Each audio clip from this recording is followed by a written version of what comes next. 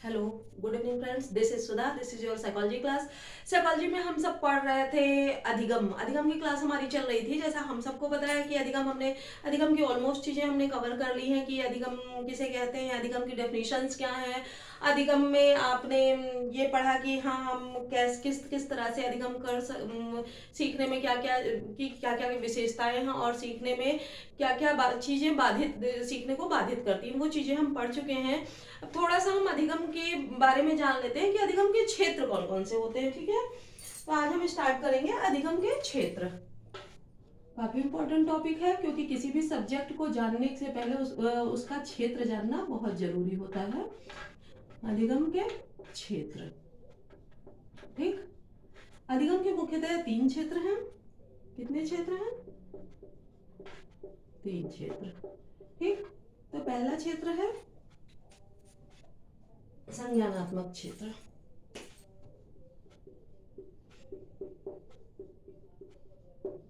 संज्ञानात्मक क्षेत्र। ठीक है, संज्ञानात्मक क्षेत्र मतलब कॉग्निटिव फील्ड।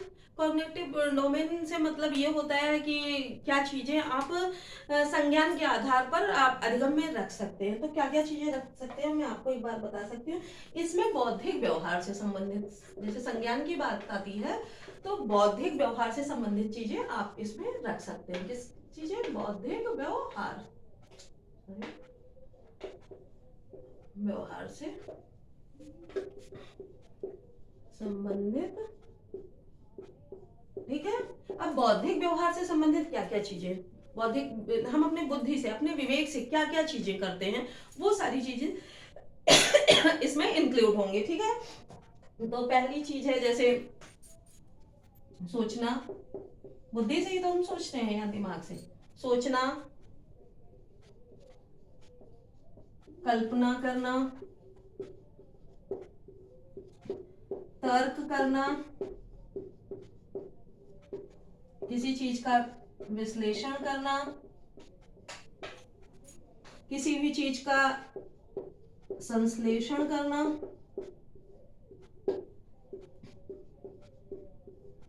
और किसी चीज का नियमितीकरण करना।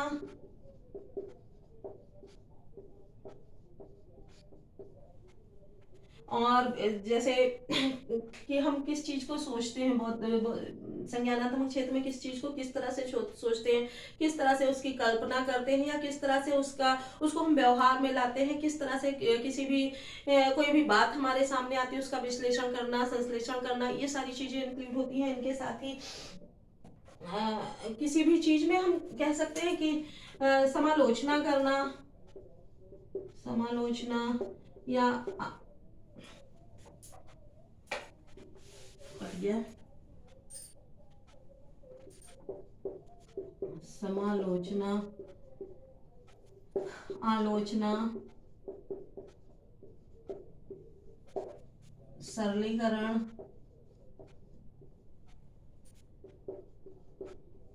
करण आदि चीजें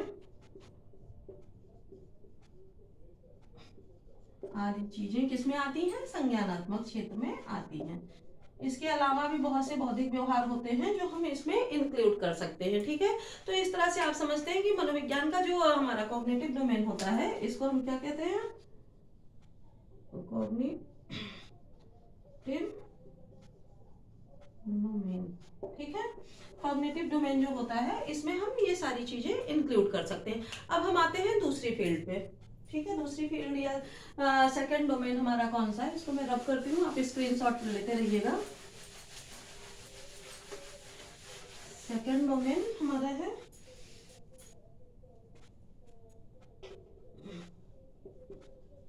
क्रियात्मक क्षेत्र। ठीक है, क्रियात्मक क्षेत्र जैसा नाम से ही स्पष्ट है कि क्रिया करने वाले जो क्रिया संबंधित क्षेत्र होते हैं वो चीजें इसमें इंक्लूड होती हैं।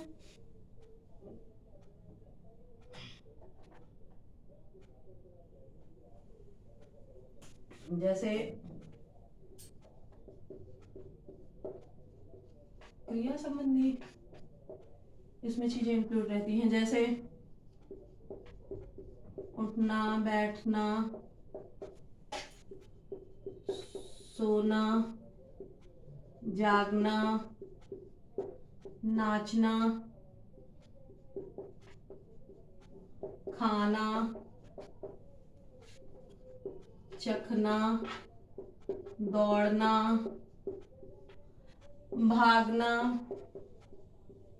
मिलना, लिखना,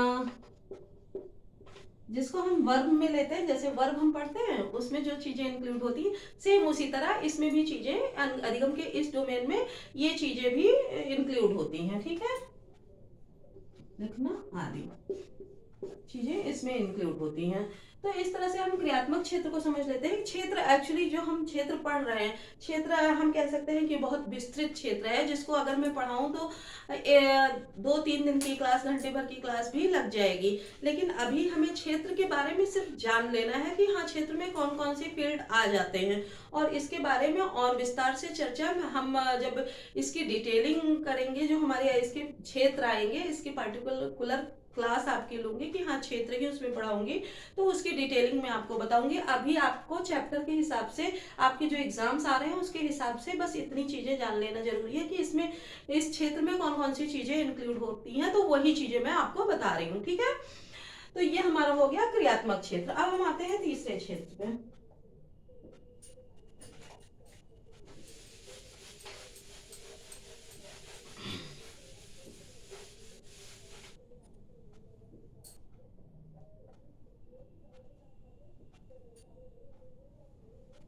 तीसरा क्षेत्र हमारा है भावात्मक क्षेत्र। भावात्मक क्षेत्र, ठीक है। भावात्मक क्षेत्र, ये भी जैसा नाम से स्पष्ट है कि भाव से जुड़ी चीजें, और भाव तो आप समझते हैं, भाव से जुड़ी चीजें। ठीक, भाव आप समझते हैं, भाववाचक संज्ञा पढ़ी है आपने, उसी से मिलता जुलता कुछ है। जैसे भय, खुशी, दुख, प्रेम,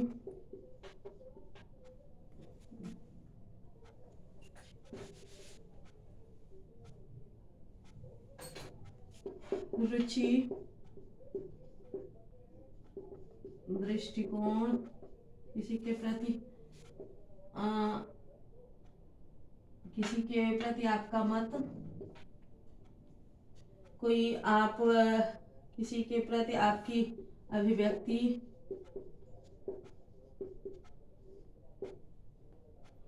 किसी चीज का आपको गम हो,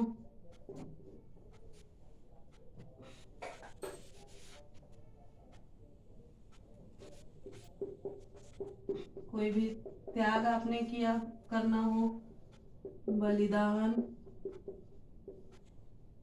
आदि चीजें आती हैं। ठीक है, किसमें आती है? भावात्मक क्षेत्र की जब हम बात करते हैं तो भावात्मक क्षेत्र में क्या आती है? भय, खुशी, दुख, प्रेम, रुचि, दृष्टिकोण, मत, अभिव्यक्ति, गम, त्याग, बलिदान, ये सारी चीजें उसमें इंक्लूड होती हैं। तो ये हमारे 3 मेन हमारे जो डोमेन्स हो जाते हैं अधिगम के, ये 3 डोमेन हैं। कहीं कहीं इन तीनों डोमेन को इस तरह से कहा गया है कि आपके संज्ञानात्मक क्षेत्र कॉग्निटिव डोमेन आ गया, या दूसरे को आप कहा गया संवेगात्मक क्षेत्र, और तीसरे को मनोगत्यात्मक क्षेत्र कहा गया। तो ये मनोगत्यात्मक क्षेत्र इससे मिलता जुलता कुछ आ जाता है। ठीक है, तो इस तरह से संवेग की भी कुछ चीजें इसमें है, हर्ष, विषाद, इस सब तरह की चीजें संवेग से भी ली गई हैं। तो 2 तरह से आपको ये लिखे हुए मिलेंगे। ठीक है, मेन अगर हम बात करें इसकी, तो आपको 3 ही क्षेत्र मिलेंगे, संज्ञानात्मक क्षेत्र, क्रियात्मक क्षेत्र और भावात्मक क्षेत्र। ठीक है, तो ये हो गई हमारे क्षेत्र की बातें। अब हम सीखने पे आएंगे तो सब उससे भी इम्पोर्टेंट चीज आती है क्या? सीखने का वक्र। ठीक है, हम स्टार्ट करते हैं अपना अगला टॉपिक, सीखने के वक्र।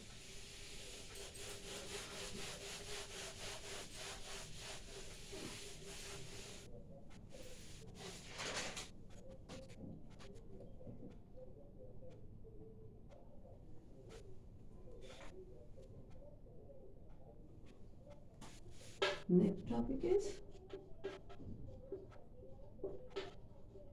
अधिगम के वक्र। ठीक है, कर्व ऑफ लर्निंग जिसको हम बोलते हैं, ठीक है, किसको कहते हैं,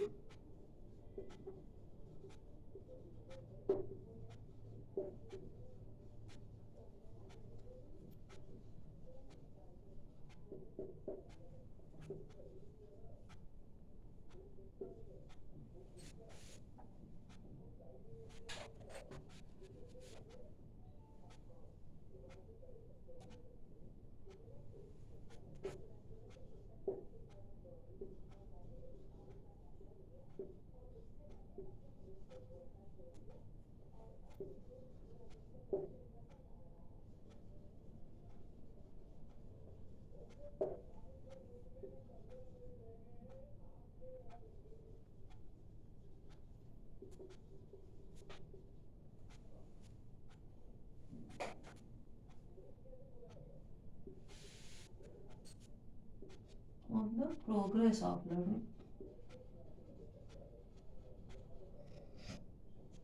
प्रोग्रेस ऑफ लर्निंग, ठीक है।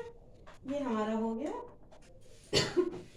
कि अधिगम के वक्र क्या है। अधिगम का वक्र है graphical representation of the rate of the progress of learning, कि हमारे लर्निंग की जो प्रोग्रेस जो हो रही है, हम लर्निंग कर रहे हैं, उसकी प्रोग्रेस रेट जो है उसी को अधिगम का वक्र कहते हैं।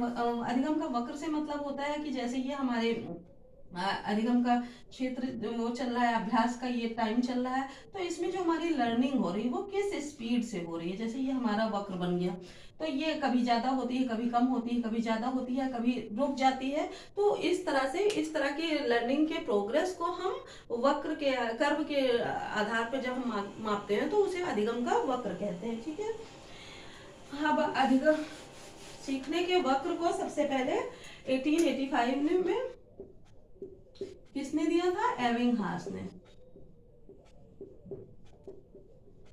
एबिंगहास ने इस टर्म को दिया था, ठीक है, कि सीखने का वक्र होता क्या है, ठीक है। तो सीखने के वक्र से और क्या चीजें हम जान सकते हैं। सीखने के वक्र की जब हम बात करें तो हम ये कह सकते हैं कि सीखने की जो प्रक्रिया होती है वो रातों रात नहीं होती है। जैसे पहले भी हम डिस्कस कर चुके हैं, सीखने की प्रक्रिया जो होती है वो धीरे धीरे चलती है। हम स्टार्ट करते हैं तो वो जैसे अगर हमारे पास पूर्व अनुभव है तब तो वो प्रक्रिया हमारे पास क्या होगी, सीखने की प्रक्रिया पहले बहुत तेजी से चलेगी, और फिर जैसे जैसे हमारे पास नई चीजें आएंगी, ऐसा तो है नहीं कि जो चीजें हम सीख रहे हैं वो हमको पहले से ही सारी चीजें आ रही, नहीं, कुछ चीजें ऐसी होती हैं जो हम अनुभव के आधार पर जानते हैं कि हाँ, हम चलाएंगे तो हमको साइकिल होल्ड करनी है, फिर आगे बढ़ना है, कुछ चीजें जानेंगे। पर जब हम एक समय पे आते हैं तो साइकिल हमने चढ़ना सीख लिया, पैडल चलाना सीख लिया, लेकिन उसमें स्पीड कैसे बनाए रखना है, बैलेंसिंग कैसे करनी है, आगे गाड़ी आती है तो हमको ब्रेक लेना है, कहीं ढलान आ रहा है तो हमको धीरे चलाना, पैडल चलाना है। तो ये सारी चीजें एक समय में अनुभव के आधार पर नहीं सीखी जा सकती, इसको हम चलाते चलाते प्रैक्टिस जैसी हमारी होगी उस हिसाब से सीखेंगे। तो प्रैक्टिस में कभी मन लग रहा है तो आप तेजी से सीख रहे हैं, कभी आपका मन कहीं आप गिर गए तो आपको डर लग रहा है, उस जगह पे आप रुक गए, कभी कभी आप बिल्कुल निराश हो जाते हैं, आपको चोट लग गई तो क्या मैं डर जाऊंगा, गिर जाऊंगा, तो आपका वो वक्र नीचे हो जाता है।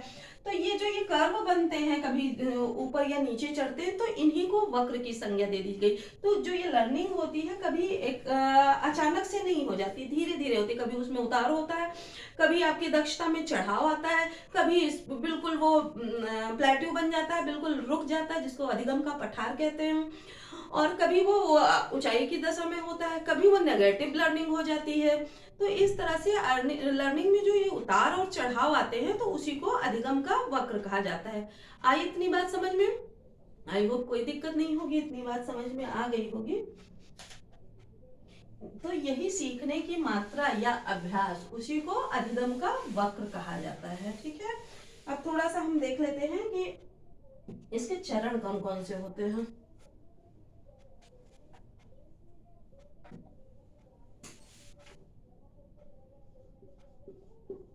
सीखने के चरण थोड़ा सा देखेंगे वक्र, क्योंकि इसी के हिसाब से बनता है। सीखने के 3 चरण होते हैं,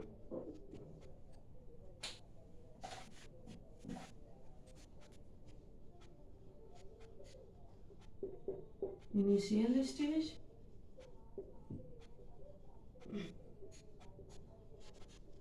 मिडिल स्टेज और तीसरा लास्ट स्टेज। ठीक है, ये 3 स्टेज होते हैं जो लर्निंग के स्टेज होते हैं। पहला stage initial stage. Initial stage में दो तरह की चीजें हो सकती हैं, या तो आप पहले आपको पूर्व अनुभव से आ रहा है तो सीखने की प्रक्रिया बहुत तेजी से होगी, फिर धीमे हो जाएगी, तो ये इनिशियल। दूसरा स्टेज क्या होता है कि आपको पर्टिकुलर चीज के बारे में कुछ नहीं पता है, तो क्या होगा उस कंडीशन में आप सीखने की प्रक्रिया बहुत धीरे धीरे स्टार्ट करेंगे, लेकिन जैसे जैसे आपको पॉइंट समझ में आते जाएंगे आपकी लर्निंग बहुत फास्ट होती जाएगी। ठीक है, और दूसरी प्रक्रिया आती है मिडिल स्टेज। ठीक है, मिडिल स्टेज में जनरली आपकी स्पीड नॉर्मल ही होती है। कई बार ऐसा होता है कि नॉर्मल ना होके वो उस पर प्लेट्यू सा बन जाता है, थोड़ा सा रुकावट आ जाती है, तो ये हमारा मिडिल स्टेज होता है। तीसरा स्टेज लास्ट स्टेज होता है, जब आप दक्षता को प्राप्त कर चुके होते हैं। कई बार ऐसा होता है कि जब आप दक्षता को प्राप्त कर चुके होते हैं तो आप बिल्कुल उस स्मूथली काम कर रहे होते हैं, आपके कर्व जो होते हैं वो बिल्कुल स्ट्रेट बने होते हैं। और कई बार ऐसा होता है कि आप उस पर्टिकुलर चीज को सीखते सीखते बोर हो चुके होते हैं। जब बोर हो चुके होते हैं तो आपकी लर्निंग बिल्कुल स्लो, कर्व आपका बिल्कुल नीचे चला जाता है। ठीक है, तो ये 3 स्टेज होते हैं लर्निंग के। अब हम अधिगम के जो वक्र होते हैं उसके प्रकार के बारे में थोड़ा सा पढ़ लेते हैं।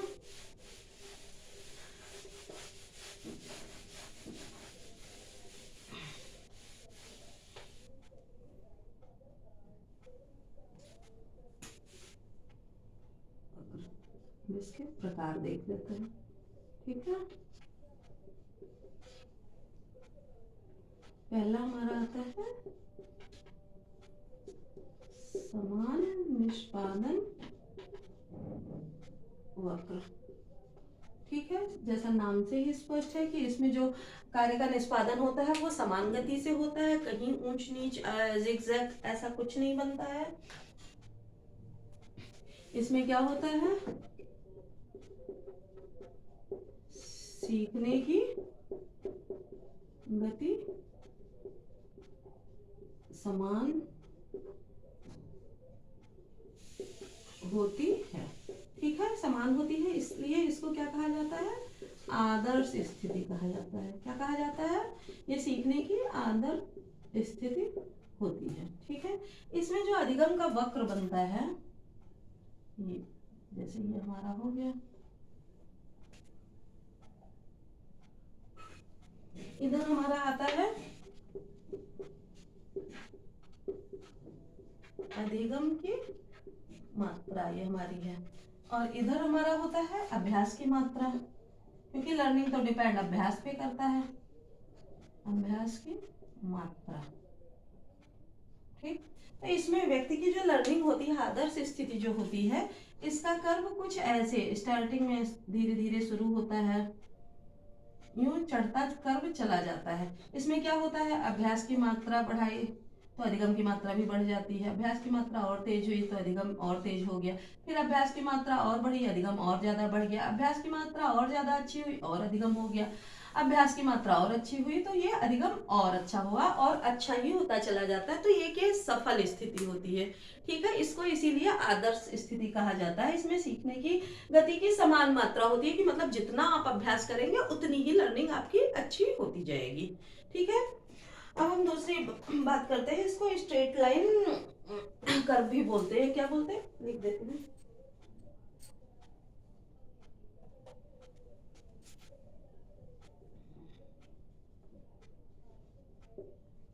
Straight line curve. ठीक है, ये हमारा इस अधिगम के वक्र का पहला प्रकार हो गया। अब हम आते हैं दूसरे प्रकार पे।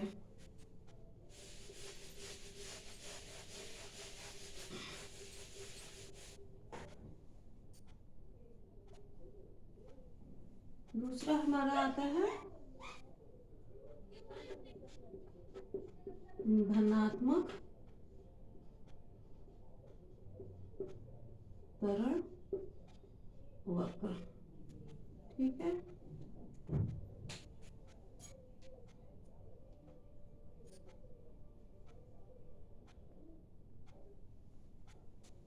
इसको हम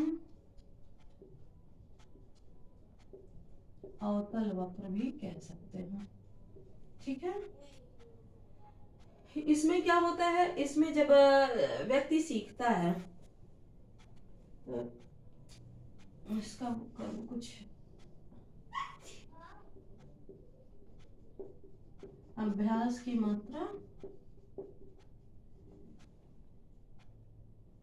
अधिगम की मात्रा, अधिगम की मात्रा, इधर हमारा आता है अभ्यास की मात्रा।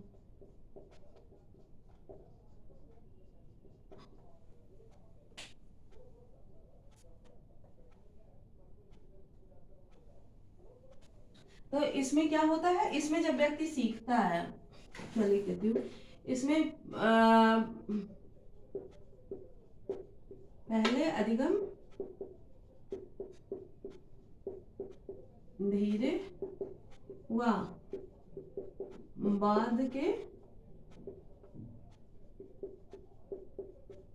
प्रयासों में तेज होता जाता है। ठीक है, तो इसमें पहले अधिगम क्या होता है, धीरे होता है, फिर जैसे जैसे अभ्यास की मात्रा बढ़ती जाती है अधिगम उतना तेज होता चला जाता है। तो इसे हम अवतल वक्र भी कहते हैं कि पहले धीरे आता है, फिर उसके बाद अधिगम क्या होता है, बहुत तेज होता चला जाता है। ठीक है, तो ये स्थिति होती है कि अभ्यास, जब अभ्यास की मात्रा भी धीरे होती है तो अधिगम भी धीरे होता है। अभ्यास की मात्रा कभी इच्छा पर डिपेंड करती है, कभी वो चीजें ना समझ आने पर डिपेंड करती है। तो इस तरह से ये हमारा धनात्मक होता है। धनात्मक क्यों होता है, क्योंकि पहले स्पीड स्लो होती है और बाद में स्पीड बढ़ती चली जाती है। ठीक है, अब हमारा दूसरा आता है, तीसरा सॉरी,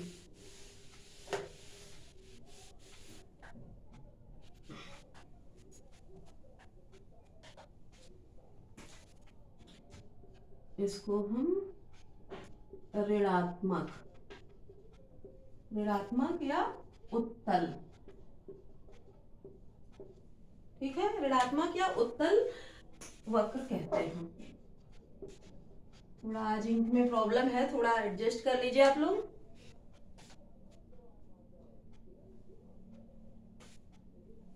हाँ, इसमें वक्र कैसे बनता है, इसमें क्या होता है, सीखने की गति धीमी होती जाती है। ठीक है, इसमें क्या होता है, पहले व्यक्ति तेज सीखता है, फिर उसकी गति धीमे होती जाती है। इधर अधिगम, ठीक समझ लीजिएगा, इधर अभ्यास। ठीक है, इसमें पहले क्या होता है, पहले तो गति सीखने की बहुत तेज होती है, अनुभव के आधार पर सीखता है, फिर उसके बाद कुछ चीजें उलझ जाती हैं, या रीजन कुछ भी हो सकता है, तबीयत खराब है लर्नर की, या उससे चीजें समझ में नहीं आ रही हैं, या जो आगे की कंडीशन से थोड़ी टफ है, या वो अभ्यास की मात्रा कम हो रही है, वो प्रॉपर तरीके से अभ्यास नहीं कर पा रहा, रीजन कुछ भी हो सकता है। तो इसमें पहले तो सीखने की गति बहुत तेज होती है, फिर उसके बाद धीरे धीरे धीरे धीरे कम होती जाती है, और धीरे से उसका मन भी उचाट होता जाता है, तो उसकी लर्निंग प्रॉपर नहीं हो पाती है। तो इसीलिए इसको उत्तल वक्र या धनात्मक, उत्तल क्यों है, ये उत्तल लेंस की तरह बना हुआ है ना, देखिए, तो इस तरह से इसको ऋणात्मक त्वरण वक्र भी कहा जाता है। आई बात समझ में? तो ये हमारा तीसरा वक्र हो गया। अब हम नेक्स्ट वक्र की बात करते हैं।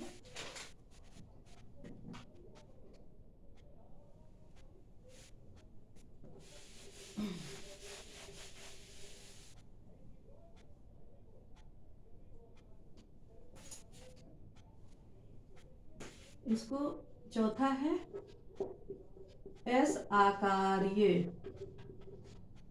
ठीक, या मिश्रित वक्र।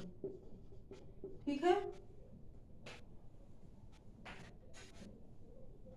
इसमें पहले सीखने की गति पहले तेज, फिर धीमे, फिर तेज, ऐसे होती जाती है। ऐसे, जैसे ये हमारा अभ्यास हो गया, इधर अधिगम हो गया, इधर हमारा अभ्यास हो गया। तो कुछ ऐसे ऐसे बनता जाता है, ठीक है। इसका वक्र कुछ ऐसे बनता जाता है, ये घटता बढ़ता रहता है, ठीक है। इसमें अधिगम क्या होता है, घटता बढ़ता रहता है। लर्नर की कभी वो फ्रेश माइंड से है या जो भी रीजन कुछ भी हो सकता है, इसमें सीखने की गति पहले धीरे होती है, फिर तेज होती है, फिर धीरे होती है, मतलब यह शेप ही बनाता चलता है। इसको यश शेप्ड वक्र भी कहा जाता है। तो इस तरह से हमारे सीखने के चारों वक्र हो गए। हमने चारों वक्र कौन से सीखे, एक तो हमारा सामान्य निष्पादन, दूसरा अवतल, तीसरा उत्तल और चौथा हमारा यश शेप्ड या मिश्रित वक्र हो गया। तो इस तरह से हमने सीखने के क्षेत्र या अधिगम के क्षेत्र, अधिगम के जो चरण है वो भी हमने सीख लिए, और सीखने का वक्र क्या होता है और वक्र कितने प्रकार का होता है, ये चीजें सारी चीजें हमने हैंडल कर ली, हमने आज पढ़ लिया। आई होप आप सबको समझ में आ गया होगा। अगर चीजें समझ में आई तो आप लाइक सब्सक्राइब शेयर करना ना भूलें। नेक्स्ट, आज थोड़ी वीडियो में प्रॉब्लम थी, उसके लिए सॉरी। आई होप मेरी वॉइस भी आपको जा रही होगी। अगर कोई दिक्कत आती है, किसी तरह की कोई प्रॉब्लम होती है, कमेंट सेक्शन में आप जरूर मेंशन करिएगा। अगर आपको इस वीडियो में कुछ समझ में नहीं आएगा, वो भी आप कमेंट सेक्शन में डाल दीजिएगा कि हाँ इसमें वॉइस धीरे थी या कुछ और प्रॉब्लम थी, वो चीजें भी आप मेंशन कर दीजिएगा। मिलते हैं नेक्स्ट वीडियो में, तब तक के लिए धन्यवाद।